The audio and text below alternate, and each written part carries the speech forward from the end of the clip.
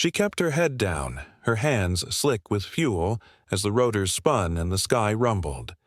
Dusk settled over the base, staining the horizon with a smear of fire while the desert heat clung to her skin. Sergeant Elena Marquez crouched low beside a heavy transport helicopter, nozzle locked, the acrid scent of jet fuel rising in waves. Around her the flight line lived in motion, crews shouting over turbine howl, ground lights flashing amber, blades thumping like war drums in the air. She moved through it unseen, one pair of hands among dozens, the invisible rhythm that kept the birds alive. "Marquez, you're too slow," called CP Darnell Brooks as he wrestled with a hose 2 birds down. He grinned through the sweat running off his forehead, his voice swallowed by rotor wash. "You spill more fuel than you pump, Brooks," she shot back without looking, fingers tightening the coupler with practiced speed. The nozzle hissed, pressure steady.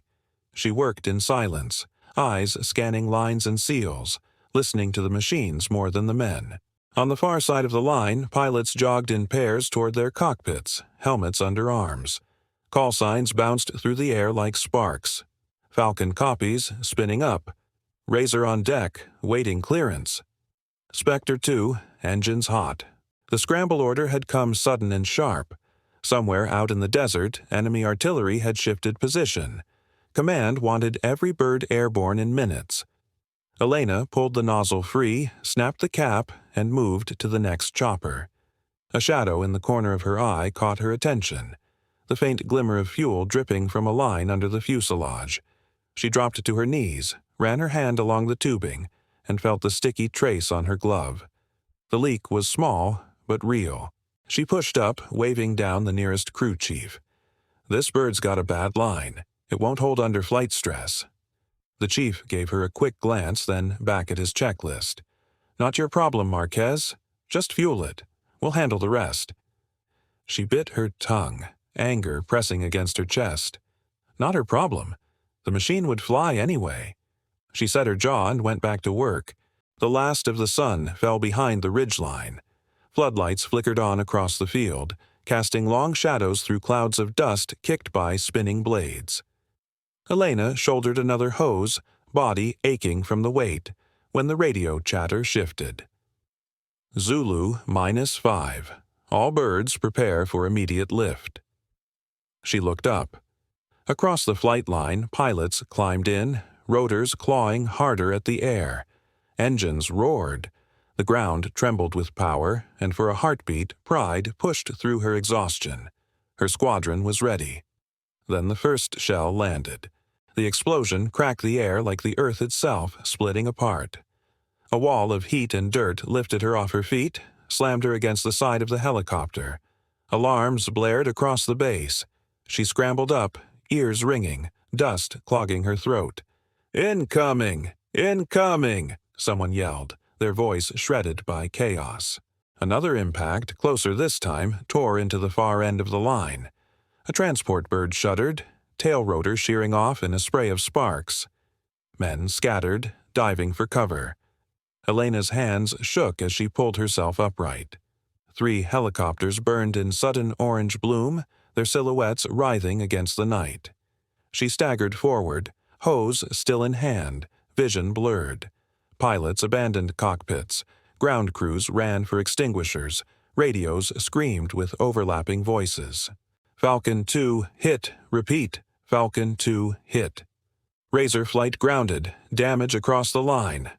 Spectre requesting clearance to abort. Elena froze at the sound of tearing metal behind her. The helicopter she had warned about, its engine coughing, leaking lines spilling fire as fuel caught. The bird shuddered, men diving clear as flames licked across the skin. She clenched her fists. She had seen it. She had known. And no one had listened. The sky above pulsed with dull flashes as artillery found its rhythm. Shells walking closer with every beat. The air reeked of fuel and smoke. Somewhere Brooks called her name, voice distant, but she didn't move. She stood rooted in the chaos, fury burning beneath her fear. Around her, the squadron collapsed. Birds that should have been flying now lay wrecked and broken, fire chewing at their frames. She looked at her gloved hand, still blackened with fuel from the leak, and felt invisible in the maelstrom. She was only a mechanic, only a fuel tech. Not her problem, they said. But as fire consumed the machines she loved, Elena knew the fight wasn't going to wait for permission. The night was just beginning, and before dawn someone would discover what a ghost with a wrench could do. She moved like a shadow between crippled machines, a wrench in her hand and fire on the horizon. The base still reeled from the barrage. Smoke hung low, lit by arcs of flame from the helicopters that would never fly again. Half the birds were gone, and the half that remained sat wounded, their frames shuddering under stress. The mission clock was ticking, and with evacuation orders waiting, every second bled hope from the line. Ops Commander Major Sarah Connolly stood at the edge of the flight line, headset pressed tight, her face set in grim lines. All flights hold. Repeat, all flights hold until we have confirmation. Her order cut through the chaos, firm, unshakable. The pilots bristled, restless, their rotors winding down like coiled frustration. Captain Ryan, Falcon. Hayes slammed his helmet against his thigh. "We're dead in the air if we wait. Every bird counts, Major, you know it." His voice carried, sharp as a blade. Elena Marquez crouched low behind one of the grounded transports, listening. Her pulse hammered in her ears, but her hands stayed steady. Brooks stumbled up beside her, grease streaking his cheek, a busted flashlight dangling from his belt. "Marquez, this is bad. Half the birds are shot, the other half." He gestured helplessly at the row of wounded giants. "They're not dead yet," she said. She reached into her kit and pulled out a torque wrench, metal cold against her palm. "We can make them fly." Brooks blinked. "We? You mean us?" "Unless you've got a better idea." She slid under the belly of the nearest helicopter, ignoring the searing heat radiating from the engines. The leak she'd spotted earlier had eaten through the line, leaving it useless. She tore a hose from a wrecked bird nearby, splicing it in place with clamps scavenged from another.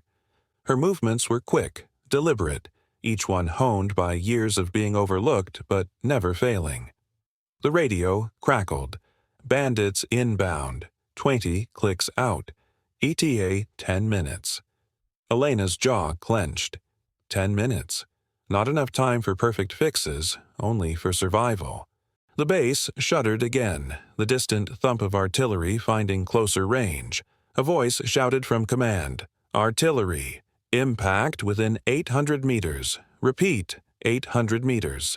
Brooks cursed, crouching low as the ground shook. "We're gonna get flattened out here." "Then move faster," Elena snapped. She shoved the wrench into his hands.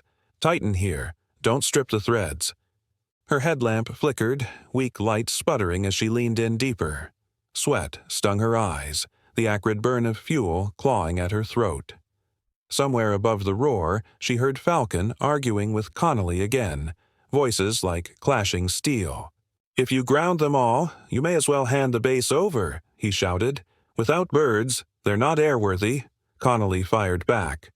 Elena's knuckles scraped metal. Her hands shook now, not from fear, but from rage. How many times had she been told it wasn't her problem? How many times had her warnings been brushed aside?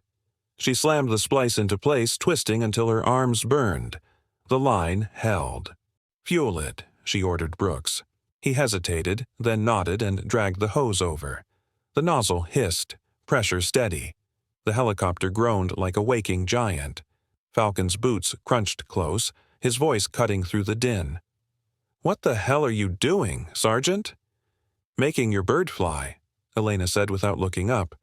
Her tone was flat, iron. He crouched beside her, eyes scanning the jury-rigged line. For a moment, doubt flickered. Then his gaze sharpened. "You pull this off, you'll buy us a fighting chance." "Then get ready to fly," she muttered. Another shell landed, the concussion wave rolling across the tarmac. Brooks threw an arm over his head, but Elena didn't flinch. She tightened the last clamp, yanked her headlamp free, and slid out from under the frame. The bird loomed above her, massive and alive again. Test it, she said. Falcon climbed into the cockpit. The engines coughed, then roared. Rotors spun, dust spiraling into the air. The machine lifted slightly, systems whining but holding. The impossible had become real. Connolly's voice cracked over the comms, strained and disbelieving. Falcon 1, confirm status. Falcon 1 is alive, Hayes replied, and we've got Marquez to thank. Elena stood there, chest heaving, sweat and grime painting her face. For the first time, someone had said her name like it mattered. Brooks grinned, grease-smeared and wide-eyed. You did it. You actually did it. She didn't smile. Not yet. Around them, the night still thundered with incoming fire, and broken birds still waited for her hands. But the tide had shifted. One machine back in the air meant hope, and hope was enough to keep her moving, wrenched tight in her fist as the enemy pressed closer. She knew this was only the beginning, and the next battle would test every ounce of what she had left. The ground shook, but her hands never did. Sergeant Elena Marquez crouched beneath the shadow of a heavy-lift transport, the skin of the machine vibrating under her palms as concussions rolled through the base. Midnight skies flashed orange at the horizon where artillery landed. Sirens wailed, radios barked orders, but on the flight line the helicopters sat like stranded giants, their survival balanced on the work of 2 mechanics and a pilot who refused to leave them. "Falcon, we need those birds airborne," Ops Command shouted over the net. "Defenses won't hold another hour." Falcon's voice came steady, resolute. "Copy. Give me engines and I'll give you wings." Elena wiped grease across her sleeve, leaving black streaks over a uniform already torn and dust-caked. She forced herself to breathe slow, controlled. Beside her, Brooks hauled another fuel line into place, his face streaked with sweat and grime. 3 birds dead. 3 more barely holding. They needed every one. "Torque, wrench," she said. Brooks slapped it into her hand. She tightened the coupling until the metal screamed under strain. Not perfect, but good enough to fly. A shadow loomed. Falcon himself stood near the rotor mast, his flight helmet tucked under one arm, his eyes fixed on her with something like disbelief. She didn't look up, didn't slow. "If you want these engines to sing, sir, you'll give me 30 more seconds." For once, the pilot didn't argue. The ground shook again, harder. A shell slammed within 800 meters, the blast throwing grit against the fuselage. Brooks stumbled, caught himself, kept working. Sparks danced from a loosened panel where Elena's wrench slipped. Her headlamp flickered, threatening to plunge them into blackout, but she shoved it back into place with a curse and worked on. On the radio. "Bandits inbound. 20 clicks out. Estimated impact 10 minutes. 10 minutes, she muttered. "We'll make it." The first transport roared alive, rotors clawing the air. Falcon swung into the cockpit, engine screaming as the machine lurched forward, his voice cut through the net. Falcon 1 lifting. The second followed, Brooks waving clear as it clawed skyward. Falcon 2 clear. But the third bird coughed and died. Engines refused to catch. Elena dove headfirst into the engine bay, heat radiating against her face. She stripped off her gloves and dug bare-handed through metal and fuel lines. The world narrowed to bolts, seals, and pressure valves. Her blood smeared against steel where she cut herself, but her fingers never faltered. "Marquez, we're out of time," Brooks shouted. "Then time answers to me," she growled. Shells landed closer now, each concussion rattling the hangar, each shockwave threatening to tear the machine from its chocks. The alarms screamed. Someone on the net yelled, "Abort! Abort!" But Elena tuned it all out. She found the fault, a cracked line bleeding pressure, and yanked it free, splicing in a length of hose cannibalized from another wreck. Fuel sprayed across her arms, soaking her uniform. She ignored it, cinched the clamp tight, and slapped the panel shut. "Try it now!" Engines spun, coughed again, then roared to life. The machine shuddered as if reluctant, then steadied, blades cutting into the night with the voice of a giant waking. "Falcon 3 lifting," came the strained call. Elena staggered back, chest heaving, watching as the last heavy transport lifted clear of the battered base. The rotors beat against her skin like thunder, pulling grit and smoke into the air. For a moment she thought she might collapse, but she stood, grease-stained, bleeding, watching her work take flight. From the command post, General Sloane's eyes tracked the impossible launches. 3 birds alive where none should have flown. He demanded names, wanted to know who had kept his squadron in the sky. When they pointed him to the hangar, he found Elena leaning against her toolbox, face streaked with oil and ash. "Phantom wrench," he said softly, almost to himself. A ghost in the machine. For the first time, she allowed herself to breathe.